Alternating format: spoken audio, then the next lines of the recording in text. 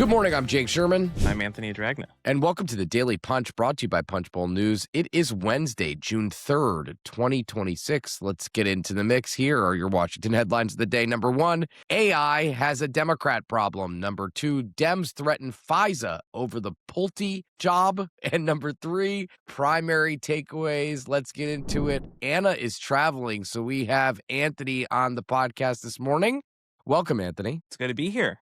You are not Anna, but we are happy to have you, very happy to have you. And let's talk about the top this morning. AI. This is a top by myself, Ben, and Diego. And we are making the point, as Sam Altman comes to Capitol Hill, that AI has a big problem with Democrats. Think of this. In the last couple of days, the following things happened. Bernie Sanders says he's going to introduce a bill to give taxpayers a 50% stake in the nation's largest AI companies. Greg Casar, the chair of the Progressive Caucus, called for an AI tax. Rashida Tlaib said it was disgusting that Gretchen Whitmer approved the expansion of data centers in Michigan. Carl Heastie, the New York State House Speaker, said the legislature would enact a one-year moratorium on data center construction. That is only the beginning, Anthony. The politics of AI right now in the Democratic Party are just incredibly rough. This is a nascent technology, although technology companies believe that they are changing the world. Democrats don't exactly see it that way. This is not only an issue about skepticism about the technology, this is an issue about, I would say, raw fears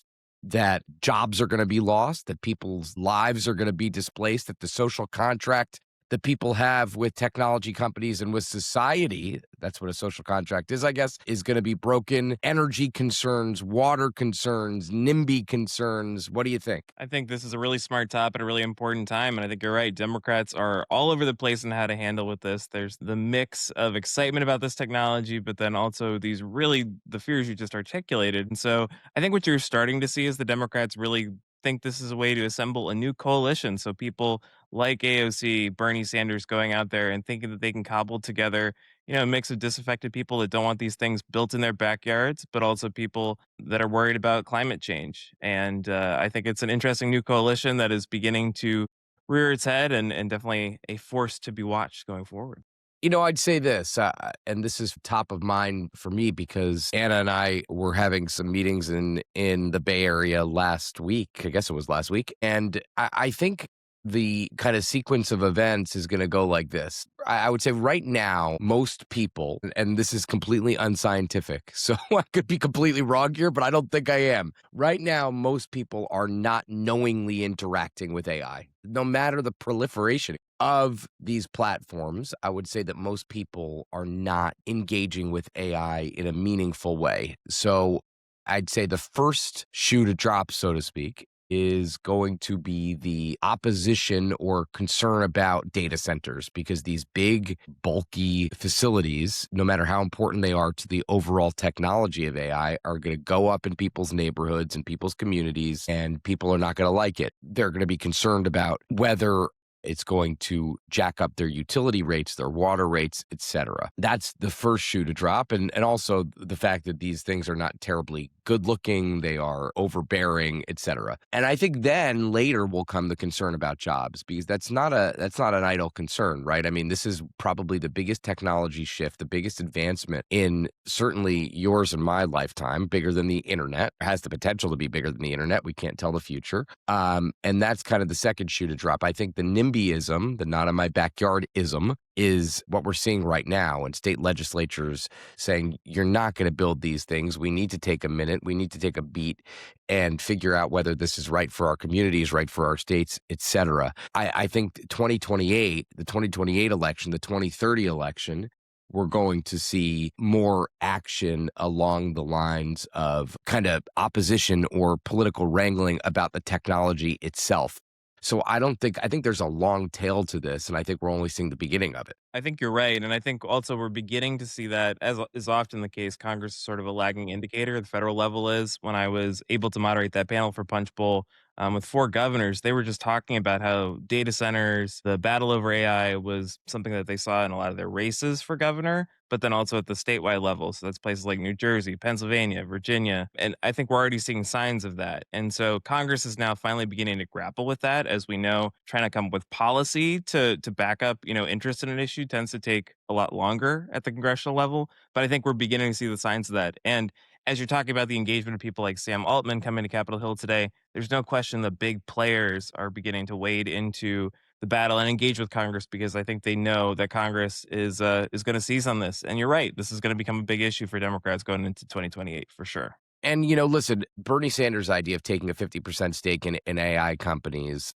and Greg Casar saying that he wants an AI tax, these are not necessarily, or they're not even likely to become law, right? I mean, maybe they will, I don't know, but it is beginning to shape the public debate around it. And it's something that people are going to, even in the 2026 midterms or the 2028 cycle, this is going to be the framework through which AI is viewed in the Democratic Party, I think, in a lot of respects. And moderates have a really difficult time pushing back against this, right? Because they are people like Bernie and Kassar and AOC who brought a bottle of muddy or dirty water to a hearing to show the impact of data centers on communities.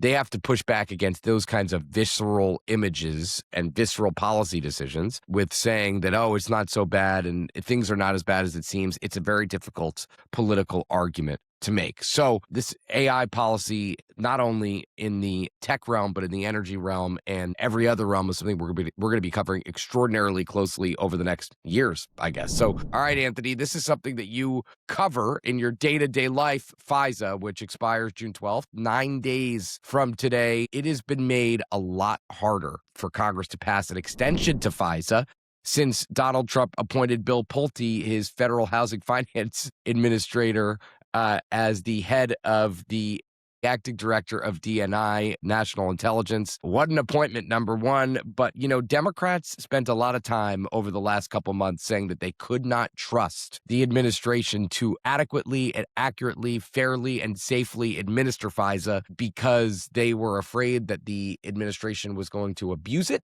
Now, Bill Pulte, who is best known for going after people's mortgage records and failing, is running national intelligence, overseeing the 18 intelligence agencies. I think it's going to be very difficult to pass FISA. And Mark Warner, the vice chair, the top Democrat on the Senate Intelligence Committee, said to John Thune yesterday, we broke this on our text platform last night, that he is going to withhold votes on FISA unless Pulte is removed. And that's a huge threat because Republicans cannot pass FISA without Democrats. Yes, it's the exact same dynamic that we saw in the House, but Andrew, with the next, logical step here in many ways, this is a point of leverage for Democrats. They know there's a block of Republicans that are likely never going to vote for this. And so, especially in the Senate, regardless, you're going to obviously need some Democratic level of support to get this thing done in the first place. I think those votes would ordinarily be there. There's people that do not want to see this program sunset. But, previously, months leading up to this, we've been hearing people say, are we really going to trust Tulsi Gabbard to administer this program? And yesterday they're going, boy, really wish we had Tulsi back. Yeah. It really has been sort of a game changer. And as you say, the fact that Mark Warner is making these threats, that is, he's a key deal maker and not someone that makes those lightly. So that is a real threat and a real problem for this program with time running short. And this is not currently in the AM edition, but I will add it. Mike Johnson had suggested to his leadership team, and his leadership team said that they were going to put FISA on suspension of the rules in the House of Representatives, and that would require a 2/3 vote in the House, the fast track process, which is suspension process. I think Johnson's going to have to rethink that, to be honest with you. I don't think there's a prayer that this could go through suspension anymore. I don't care what the policy is, whether they got, they got a couple. I think they got a 3-year ban on a central bank digital currency. They had come up with a compromise piece of legislation that should have been able to pass on suspension. But man, Anthony, I don't think this stands a chance. And they're not taking it up this week in the House. They've left this for next week. So next week is going to be a mess. I don't know how they get this through. The question will be, I mean, this will be the White House Legislative Affairs Office's point to make or argument to make internally. Is it worth it to have Pulte there if you can't get FISA through? And that's a tough choice. But this is another example, Anthony, of the administration just giving Capitol Hill, Senate Republicans, House Republicans the finger. Because people didn't like Bill Pulte. Many people didn't like Bill Pulte in the housing realm. I can't imagine anybody is super. There are some people who are saying they're excited about Pulte in the intelligence realm, but not many. I was telling one of you guys, I don't remember which one, but if they'd waited 10 days to announce this Bill Pulte appointment, I think Yep. you're talking about a whole different That's a good ballgame point. here. Yeah. And they didn't. And throwing something in at the 11th hour. Jim Himes was talking about this problem the last go around when we were up till 3 a.m. watching a floor vote on FISA go down in flames. You need Democrats, but you throw up these roadblocks or these really provocative choices at the 11th hour, and it just makes it really hard for these Democrats that are in the deal space already to want to come along.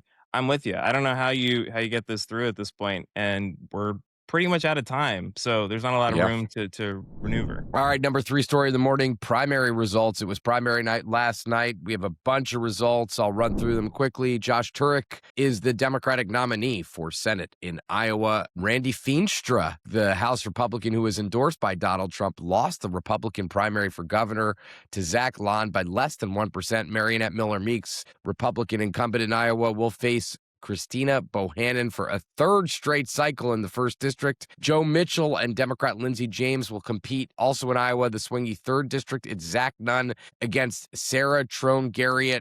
California, as we know, is going to come in at some point in the next 6 or 8 weeks, but Scott Wiener is going to advance the general election to replace retiring Congresswoman Nancy Pelosi. We have heard of her. The race for the 2nd spot remains uncalled. Quite notably, Wiener did not get Nancy Pelosi's endorsement. Jim Desmond and Marty von Wilpert advanced in the general election in the 48th District in what is going to be a very competitive election, let's say, for Democrats. In New Jersey, Rebecca Bennett will have the honor of taking on Tom Kaine. Tom Kaine, who is not going to be back for several weeks in the House, has been gone for 3 months. He says he'll explain why he's been gone within a matter of weeks. We'll be waiting. In Montana, Kurt Alme, the handpicked candidate of Steve Daines, won the Republican nomination in a seat that Republicans are almost certainly going to win. In the open first, radio host Aaron Flint won the Republican nod with Trump's backing, and the Democratic primary was too close to call. Anthony, another primary night gone by, but most notably, Randy Feenstra, who was endorsed by Trump, is not making it. So with that, leave us a rating and review. You can subscribe to Punchbowl News at punchbowl.news. Have a great day and stay safe.